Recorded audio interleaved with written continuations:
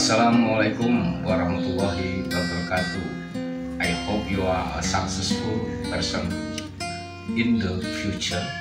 Semoga Anda tergolong orang yang sukses di masa yang akan datang. Hai generasi hebat di masa depan, ayo kita pintar belajar fisika. Dalam video pembelajaran fisika kali ini kita akan membahas representasi vektor untuk fisika SMA kelas 11 kurikulum Merdeka. Let's be smart to learn physics. Go. Representasi vektor di dalam pembahasan kali ini kita akan membicarakan tentang atau mempelajari tentang komponen vektor dan penguraian vektor berdasarkan aturan trigonometri. Vektor dipresentasikan dengan dua cara, yakni melukiskan atau menggambarkan dengan sebuah anak panah yang mana menyatakan tentang besar dan arahnya yang sudah kita pelajari di video pembelajaran sebelumnya. Dan yang saat ini yang akan kita bahas adalah tentang presentasi komponen-komponen pembentuk hasil penguraian dari sebuah vektor. Oke, kita bahas tentang komponen vektor di sini, di mana setiap vektor selalu dapat diuraikan menjadi dua buah vektor yang saling tegak lurus. Vektor yang pertama terletak pada sumbu E, kita sebut sebagai komponen vektor pada sumbu E, dan vektor yang kedua itu terletak pada sumbu Y, dan kita sebut sebagai komponen vektor pada sumbu Y. Nah, perhatikan pada lukisan vektor berikut terhadap sumbu X dan sumbu Y, di mana apabila ada sebuah vektor yang besarnya adalah OB, vektornya adalah vektor F, terhadap sumbu X membentuk sudut tertentu sebesar theta. Nah, bagaimana cara menguraikannya? Coba perhatikan bahwa untuk uraian yang pertama, tarik garis sejajar sumbu Y dari ujung vektor menuju ke sumbu X saling tegak lurus. Nah, di sini kita sudah dapatkan lukisannya. Maka jika ditarik dari O sampai titik potong antara garis dengan sumbu X tadi, itulah komponen vektor terhadap sumbu X yang kita nyatakan sebagai komponen Fx. Dan kemudian kalau diuraikan ke arah sumbu Y, memotong di sumbu Y saling tegak lurus, maka kita dapatkan komponen Fy. Dan seterusnya untuk komponen Fx dan Fy ini jelas di sini adalah saling tegak lurus. Perhatikan segitiga OAB dari hasil lukisan ini. Segitiga OAB ini adalah segitiga siku-siku yang mana memiliki pada sudut lancip tertentu yaitu sebesar theta, seperti yang nampak pada gambar. Dengan melalui bantuan segitiga ini, maka kita akan bisa menentukan komponen Fx berapa atau apa, kemudian komponen Fy-nya bagaimana. Jadi besar komponen-komponen Fx dan Fy dapat kita peroleh dari perbandingan sinus dan kosinus dari segitiga OAB, di mana cos theta-nya tadi adalah sisi samping dibagi sisi miring. Sisi sampingnya adalah Fx, sisi miringnya adalah F, maka cos theta itu sama dengan Fx per F. Jadi vektor Fx, komponen Fx dibagi dengan vektor F maka kita dapatkan Fx, komponen Fx itu adalah sama dengan F cos theta. Dan seterusnya untuk jika kita gunakan aturan sinusnya, sinus itu adalah sisi depan dibanding dengan sisi miring tadi ya. Jadi dengan demikian dari gambar segitiga yang ada, sisi depannya tadi adalah Fy sama dengan AB dan sisi miringnya adalah F, maka sin tetanya adalah Fy per F. Maka besarnya Fy atau besarnya komponen Fy adalah sama dengan F sin theta. Nah, itu adalah untuk pemanfaatan daripada trigonometrinya. Kita gunakan untuk menyelesaikan contoh soal berikut untuk penguraian vektor menghasilkan komponen vektor Fx dan Fy. Seperti ini soalnya ya. Tentukan komponen-komponen X dan Y dari vektor-vektor berikut. Itu yang A, vektor A 20 meter pada arah 37 derajat. Vektor B 30 meter pada arah 60 derajat. Vektor C 40 meter pada arah 150 derajat. Vektor D 10 meter pada arah 217 derajat. Vektor E 50 meter pada arah negatif 45 derajat. Dan vektor F-nya 36 pada arah 330 derajat. Oke, kita selesaikan ya. Yang pertama yaitu A, vektor A 20 meter pada arah 37 derajat. Berapa AX dan AY-nya? AX adalah aturannya cos, berarti AX sama dengan A cos 37 derajat, sama dengan A-nya adalah 20, cos 37 derajat adalah 0,8, maka 20 kali 0,8 sama dengan 16 meter. Nah, ini adalah untuk AX-nya, sedangkan untuk AY-nya adalah A sin 37 derajat, berarti sama dengan untuk sin 37 derajat itu adalah 0,6. Jadi 20 kali 0,6 sama dengan 12 meter. Nah, ini adalah untuk yang A. Dan yang untuk yang B, vektor B 30 meter pada arah 60 derajat. Maka Bx sama dengan B cos 60 derajat. Cos 60 itu adalah setengah, maka 30 kali setengah sama dengan 15 meter. Dan By-nya aturan sin, maka B sama dengan B sin 60 derajat. Sin 60 derajat setengah akar 3, maka 30 kali setengah akar 3 sama dengan 15 akar 3 meter. Untuk C, vektor C 40 meter pada arah 150 derajat. Maka Cx-nya dengan aturan cos tadi yaitu C cos 150 derajat sama dengan 40 kali min setengah akar 3 sama dengan 20 akar 3 meter. Nah, untuk CY-nya adalah vektor C sin 150 derajat. Sin 150 derajat ini adalah sama dengan positif setengah, maka 40 kali setengah hasilnya adalah sama dengan 20 meter. Nah, dan berikutnya yang D, untuk vektor D 10 meter pada arah 217 derajat, maka dx-nya adalah D cos 217 derajat. Untuk cos 217 derajat adalah negatif 0,8, maka 10 kali min 0,8 hasilnya adalah min 8 meter.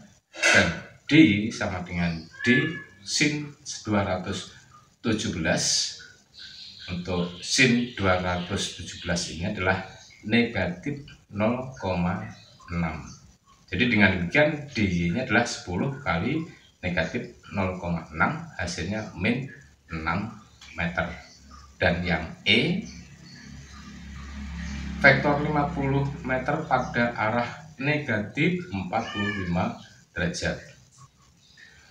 EX sama dengan E cos min 45 derajat. Cos negatif 45 derajat itu adalah sama dengan setengah akar 2.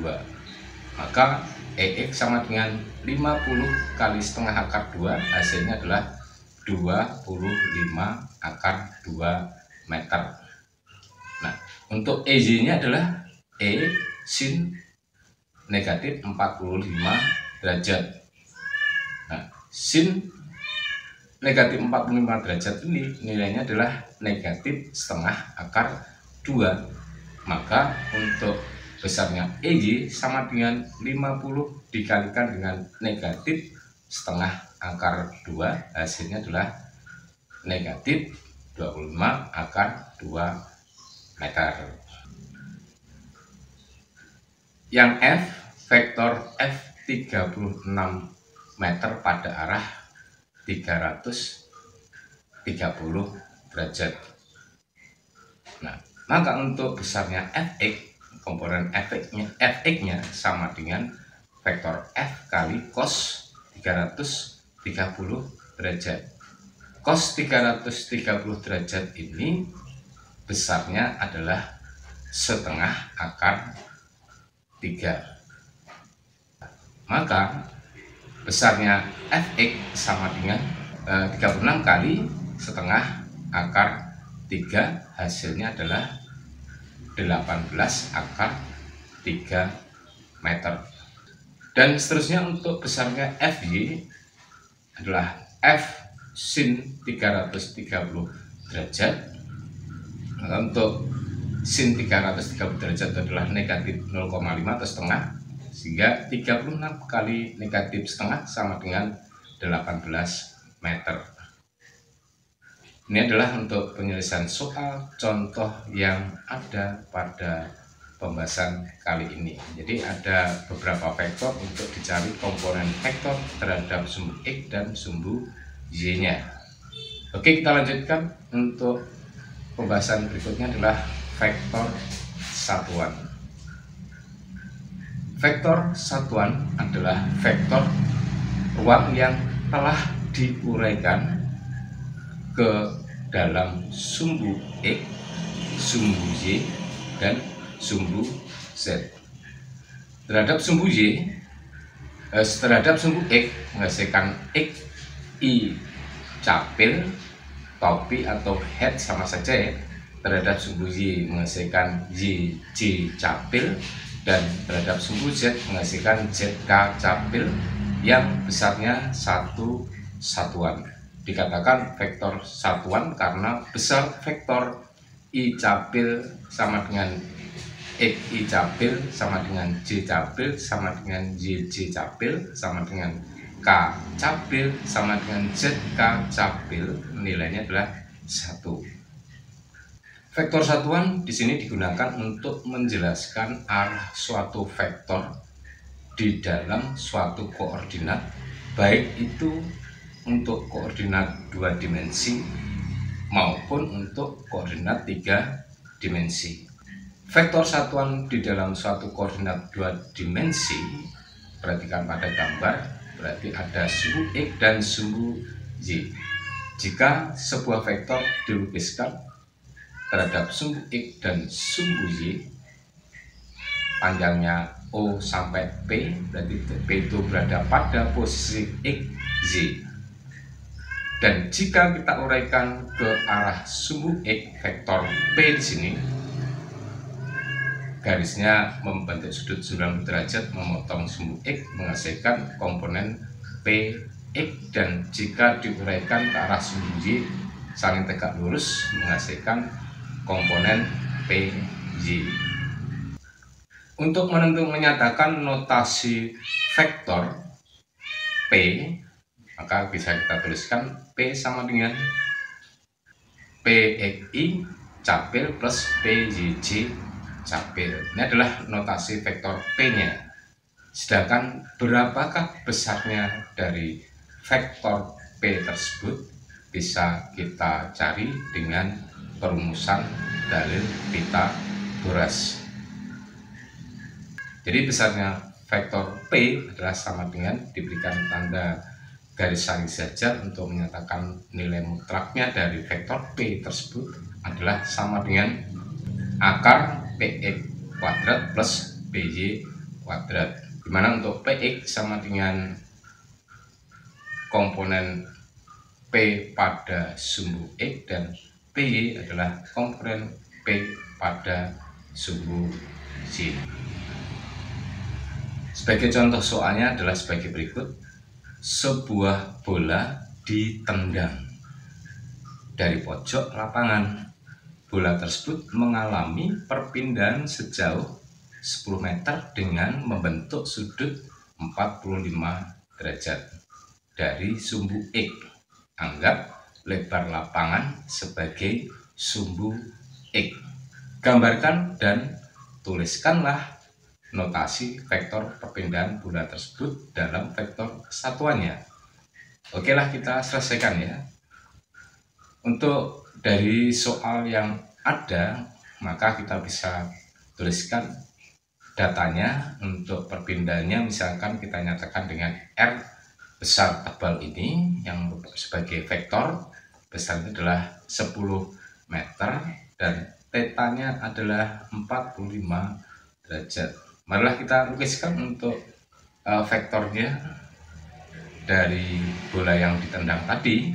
Di gambar vektor perpindahan bola yang kita nyatakan dengan huruf R ini, kita lukiskan sumbu X dan sumbu Y-nya terlebih dahulu. Kemudian dari pojok kita lukiskan, kita tarik garis terhadap sumbu X membentuk sudut theta 45 derajat O sampai R ya. Posisi R-nya ini adalah berada pada X, Z, yang besarnya adalah 10 meter. Jika kita tarik garis dari R ujung anak panah ini ke arah sumbu X saling berpotongan, inilah besarnya komponen Rx, dan ke arah sumbu Y-nya kita dapatkan besarnya komponen Rz. Nah, ini adalah lukisan atau gambar dari vektor hasil dari bola yang ditendang tadi dengan sudut 45 derajat.